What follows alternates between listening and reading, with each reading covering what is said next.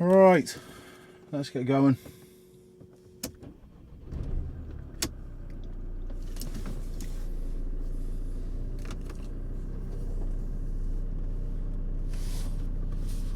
Hi everyone, welcome to my small little review of the Vantrue N4 dashcam.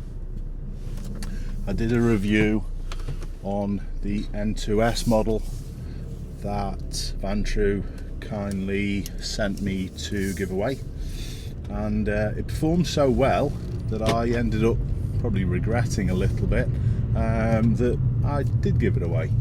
So thankfully Vantrue did send me another one. So we've got it installed on my Mercedes A-Class.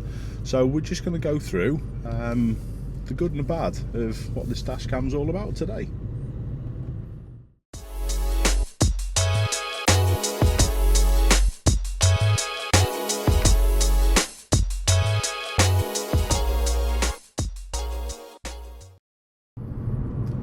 The Vantrue N4 is a 3-channel setup. So we've got the front camera, the rear camera, and we've also got an inside facing camera. So this inside facing camera, it could be used by taxi drivers. I'm probably foreseeing that to be its main use. It may very well be useful on driving lessons as well, as long as you keep your pupils well informed that they're being recorded. But it just is a little bit of safeguarding, if you like, for your pupils who are inside the car, but it wouldn't be something that would be allowed on test.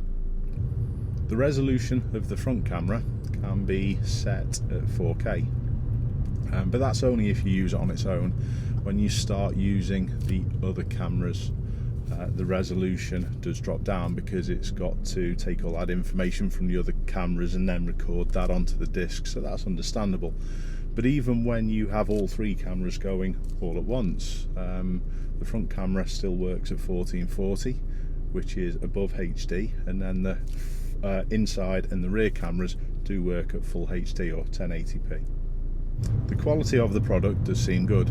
Even the box, when you open it, all the packaging seems of good quality, and the unit itself is also good quality. The materials all feel well made, and that good quality does transfer to the components in the camera as well.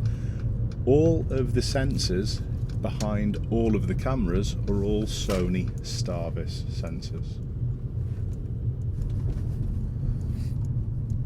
So what's the footage like at night? Well, the front camera does benefit from a large 1.4 aperture. That means the camera actually lets in quite a lot of light, and I'm suspecting the footage at the front is going to be pretty good. The rear camera isn't quite as big an aperture, it's 1.8. That's still pretty good though, but I'm suspecting the rear footage is probably going to have a little more grain. Now the inside cam isn't quite as good. It's got a 2.0 aperture, but it does benefit from the 4 infrared LEDs. So the footage that you'll actually see is in black and white, but you should be able to see me reasonably clearly. Notice as well the height that I've got the interior camera set is cutting the top of my head off, and that's probably because I've got a massive head, but it's also because if you had it any lower so you could see all of me, it would be intruding into my vision out of the windscreen, so that's not going to happen. Now this is actually the second time that I've shot this little bit of footage. I'm going to tell you why. It's to do with the audio. I'm recording at the moment on an external audio recorder, but now I'm going to switch to the dash cam.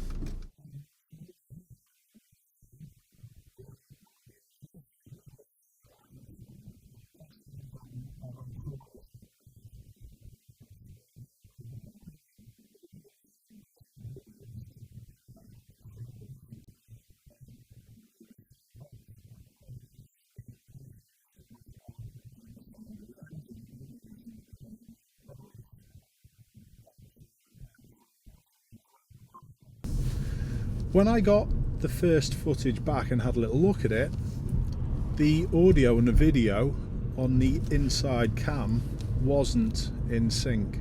Now, to me, if I was using it, that would cause me pretty big problems, because if I was doing a drive like an instructor video in the dark in this car, it would take me an absolute age to stitch all the little bits of footage together and make sure the audio and the actual video matched up. So for me, that's not very good. It seems to miss little sections of audio as well in between the clips, which is again a pain in the backside. Would that be a big deal for a normal person if they bought this dash cam? Well, I don't think so. Very few people have a dash cam and then use the footage and edit it for the similar purposes that I use, so it shouldn't be a massive deal breaker.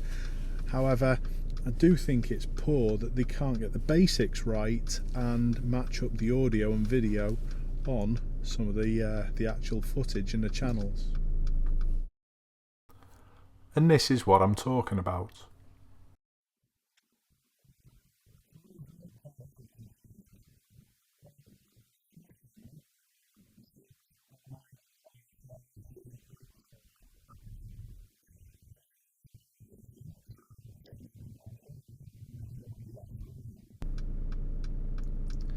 If there is an issue with the audio and video being out of sync, that should be something that can be fixed and sorted with a firmware update quite easily. So again, I don't want to put off too much by that little issue, but like you said, for me it would probably be a deal breaker. It comes with all the functions that you would expect on a dash camera and many more. It is well spec'd. You get loop recording, so pretty obviously when you put the camera on to record, it doesn't just get to the end of the memory card and then stop. It re-records over the old footage, which most cameras do. It's got a G sensor, so it detects impact. It's got a parking function as well, which is very useful, especially if you've seen my video where I got crashed into at the B&Q car park, which is just behind us.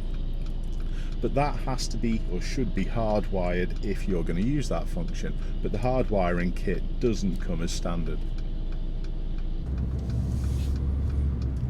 The menu system is also easy to operate. After a little bit of a mess around for a minute or so, I worked out comfortably how all the menu systems worked without referring to the instructions. And that for me, I know you should read the instructions, but that for me is a good indicator of what the menu systems are like. All the cameras are adjustable. The front mount, which is just the normal mount, I'm going to have a little gripe about this in a second, but this normal mount can adjust the camera so you can move it to whatever position required. The inside cam attaches to the main unit at the side, and that's twistable. But the problem is with this camera is that if you do set it up on the left hand side of the mirror like I've done, it does obstruct some of the view of the driver. But I would rather that than have it right down in front of me in the wipeable area on the windscreen. The rear cam is also adjustable, so you can set it with a twist to the desired angle. It's all straightforward. The display can also be customised to show a bigger picture of which view you choose, with the other channels shown in the top corners. So the Vantrue N4 is a good quality product. I've put it in this car at the end of the day, so it's got to be not bad. But if it was my main workhorse camera, it would probably do my head in that I've got to reorganize the audio and the video clips constantly. You imagine if I had to do that for an hour. Now, usually I'm operating an external recording device, so it's not a massive deal breaker for me just to budge a few clips up. But is it something that would bother you if you were buying this dash cam? The problem that I did have with the syncing of the audio and the video did improve when I changed the loop recording setting from 3 minutes down to 1 minute. It wasn't perfect, but it did make the joins when I was stringing the clips together a lot better. So overall, I am happy with the quality of the video in this Vantrue N4. It does seem quite similar to the other model that I did review.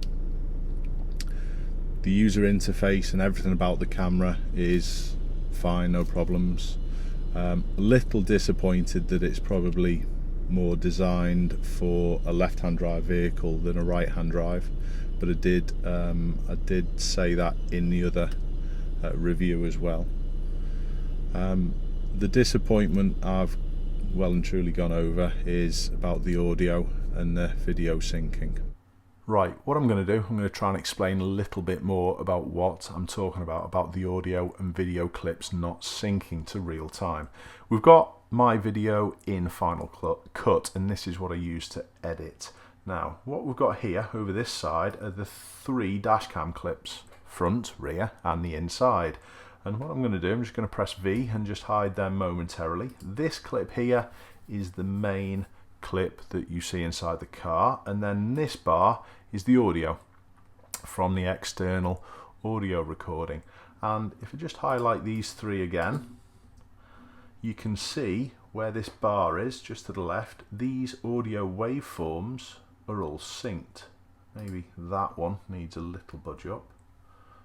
Sometimes you'll get them in between, but they're all pretty much synced, so that means the audio on all of these clips links together. Now if we go to the end of the clip, I'm just going to try and move this clip to the right hand side, and you can't, and that denotes the end of the clip, it's finished. And the same happens with these here because of the red bar at the end. So that's where one section of the dashcam clip ends, and these here are the starts of the other ones. And as you can see, we've got a couple here, but to match the audio up, and if we look across here to where my line goes now, I've matched the audio up. As you can see, the bumps here, here and here of the audio waveform all matched. That means it's going to be synced. But if we go back to this section, we can see, and I'll just zoom in a little second, that there's missing clips and missing frames, I should say. But overall, I do think that the Vantrue N4 is a good unit. I'm more than happy to keep it in this car, and it's going to allow me to do a few more videos in this car because we've got some reasonable footage front and back. So big thanks to Vantrue for sending me the unit. Decide yourself whether the issues that I've pointed out are going to be problematic for you. It's not a major issue for me, but like I said, if it was my main workhorse camera that I was recording with all the time, honestly, it would probably be a no-go for me. But you'll probably use a dash cam for a different purpose than I do. So keep safe, thanks for watching, I'll see you soon.